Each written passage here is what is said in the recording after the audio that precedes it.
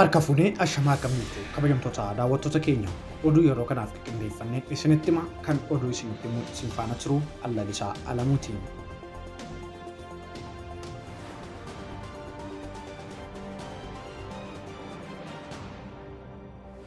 Yaa'iin dhaabbilee amantaa Itoophiyaa sirna kadhannaadhaan geggeeffamaa oolee jira. Sirni kadhannaa kun nagaa biyyaa fi tokkummaa biyyaa irratti kafuulleeffatee wayita ta'u yeroo Itoophiyaan rakkoo keessa jirtu kanatti waa'ee biyyaatii fi fuula waaqaatti ba'u abbootiin amantaa kun dubbatu. Sirna kadhannaa yaa'ii dhaabbilee amantaa kana tamsaasa kallattiin miidiyaaleen biyya keessaa kan dabarsaa turan wayita ta'u dhimma biyyaa jaalala biyyaa fi araarri waaqayyoo ammoo ilmaan isaatiif godhu akka biyyattiif baay'atuuf abbootiin amantaa dhaabbilee garaagaraa wal ta'uudhaan sirna kadhannaa kana raawwataa oolaniiru. Itoophiyaan yeroo rakkoo keessa jirtu kanatti yaa'iin dhaabbilee amantaa murteessaatii fi namni kamiyyuu fuula rabbiitti waa'ee biyya isaatii ba'uutii fi fuulree egeree biyyattiidhaaf wawwaachuun murteessaa ta'uu yaa'iin abbootii amantaa kun ni ifoomsa. Naannoo Tigraayitti sababii hir'ina nyaataatiin namoonni baay'een lubbuu isaanii dhabuu itti gaafatamaan waajjira eegumsa fayyaa naannichaa Dr. Hagos Gudifaay ibsanii jiru.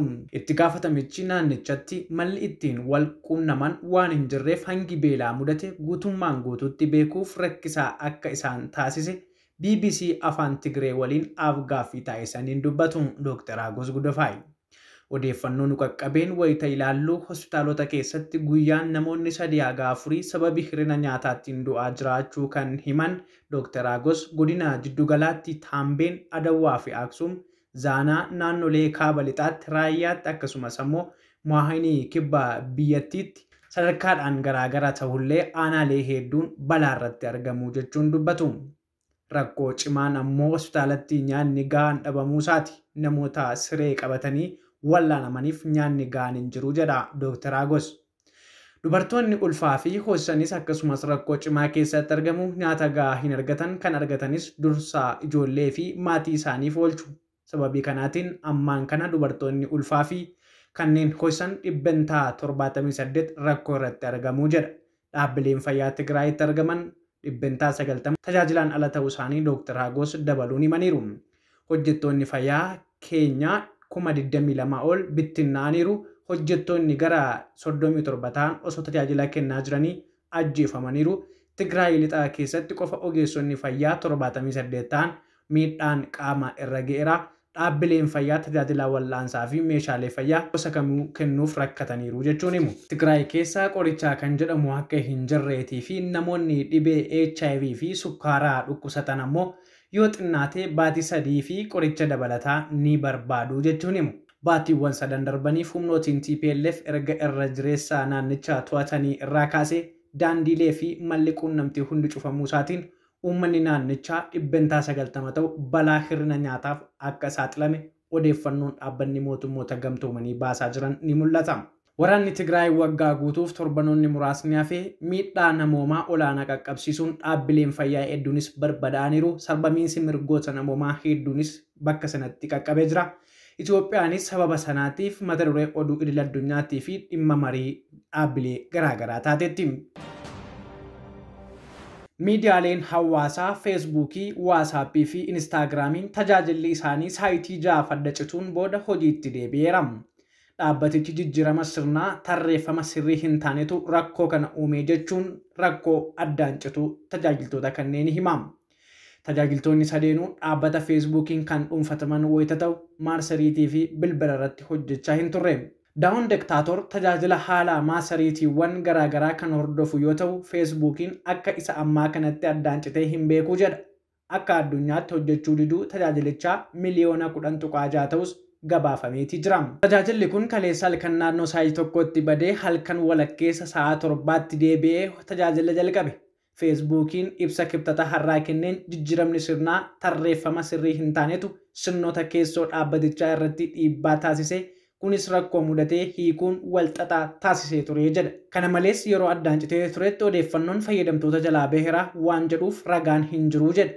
Hundeessaan dhaabbatichaa Maark Zaakerberg addaan cituu tajaajila kanaan warreen dhiibbaan irra gahe dhiifama gaafatee jira.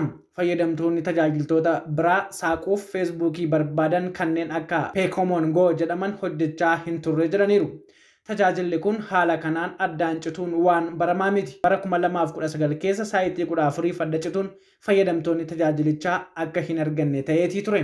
Dhaabbati miidiyaa hawaasaa biroo Reediitii fi Tiwiitar fa'i dhaabbata miidiyaa guddaa kanatti qoosaa akka turan. Addaan citiin kun erga hojjettuun duraanii dhaabbatichaa afgaaffii miidiyaaf kenniteen waa'ee dhaabbatichaa sanada erga gadhiisteen booda dhaga'ame.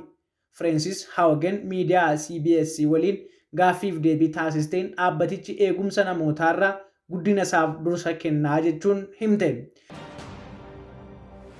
Qabeenyi maatii pirezidaantii Keeniyaa Uhuru Keeniyaattaa haala sakatta'iinsaatiin bira gahamee jedhame. Maatiin pirezidaantii Keeniyaa Uhuru Keeniyaattaa erga biyyattiin sirna gita bittaa Ingiliz jalaa walaba baatee kaasee siyaasa biyyattii olaantummaadhaan dhuunfachuun harka galfataniiti jiru. Sanadawwan qabeenya dhoksaa fi waliigalteewwan iccitii geggeessitoota namoota siyaasaa fi biliyeeneroota addunyaa miliqee ba'e keessatti kaampaaniiwwan maatiin pirezidaantii Uhuru Keeniyaattaa dhoksaan geggeessan akka jiran saaxilameetii jira. Sanada The Pandora Papers jedhamu miliqee ba'e kun sanadoota miliyoona 12 akka qabu wayita ta'u seenaa keessatti sanada guddaa miliqee ba'e akka ta'etu himamaa jira. Akka sanada ba'e kanatti Mr. Keeniyaattaa fi miseensonni maatii isaanii 6 kubbaaniyoota biyya alaa 13 waliin hidhata qabu jedha.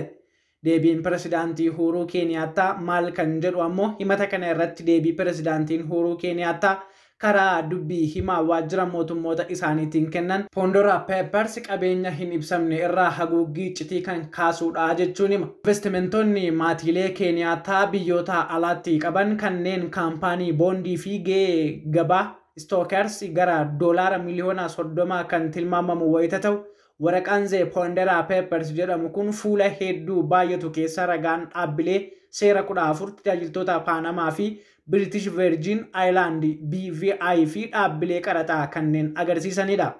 Qabeenya dhoksaa kun kan ifaa baafame qorannoo dhaabbata gaazexeessitoota qorannoo idil-addunyaa ICIJ Finance Uncovered Africa Unconsidered fi dhaabbilee oduu adda addaan kan maxxanfamedha. Manni murtii olaanaa Indiyaa murtee mootummaan nama koronaa vaayirasiin lubbuu dhabe tokkoof ruupii 500 yookaan immoo doolaara 674 kaffaluuf murteesse raggaasise. Kunis birrii Itoophiyaa 31,000 ol jechuudha. Murtiin kun kan murtaa'e seera tumtoonni labsiin kun seera ta'ee akka ba'u gaafachuu isaanii hordofeeti. Indiyaa keessatti haga ammaatti namoonni 447 ol dhibee COVID-19 dhaan du'aniiru. Ta'us garuu ogeessonni akka jedhanitti lakkoobsi namoota weerara kanaan du'anii kan jedhamurraa dachaa 10 ta'uu danda'a. Lakkoobsi namoota amma du'aa jiranii kan waggaa darbee caaluu danda'u jedhamee tilmaamama. Wixata abbaan alangaa MR Shaak akka jedhanitti maatiin nama dhibee kanaan du'e iyyata galchatee yeroo ji'a tokko ta'u keessatti beenyaan kun ni kaffalamaafii jechuun ibsan. Kaffaltiin kunis kaffaltii wiirtiilee fi mootummaan sababoota adda addaan kaffalu irraa caalaa jedhan. Manni murtii dabalataan akka jedhetti maatiin iyyataa erga galchatanii guyyoota 30 keessatti qabeenyaan kun kaffalamuu qaba. Waxabajji keessa ture maatiileen namoota COVID-19 du'anii fi beenyaan akka kaffalamu iyyattoonni mana murtii kagaafatan. Erga COVID-19 seera to'annoo balaa biyyaalessa jalatti akka balaan addatti galmaa'e qabeenya miidhamtootaaf kaffalamuu qabaa jedhame. Hagayya keessa abbaan taayitaa to'annoo balaa biyyaalessaa NDMA kan ministeera muummeen durfamu weerarri kun ammayyuu waan hin dhaabbanneef beenyaan hagam akka ka'amuu qabu hin beekamu jechuun bulchiinsota naannoof barreessanii turan. Dabalataanis lakkoobsi namoota du'anii dabalaa deemuu danda'a yaada jedhuun maallaqni walitti qabamu namoota hedduu gargaaruu akka danda'utti yaadamuu qabaa jedhaniiru. Bulchitoonni tokko tokko kan akka Karnaataakaa maatiilee harka qalleeyyii kan namoota COVID-19 jalaa du'aniif beenyaan guddaa ruupee 100,000 ta'u akka kaffalamuu qabu murteessaniiru. Haga ammaatti garuu beenyaan maatiilee 16 kaffalamuu isaa gabaafameeti jira. Kabajamtoota daawwattoota keenya oduun yeroo kanaaf qindeeffanne kanneen kana fakkaatan turan qophiilee FAB afaan waliin yeroo gaarii qabaadhaa.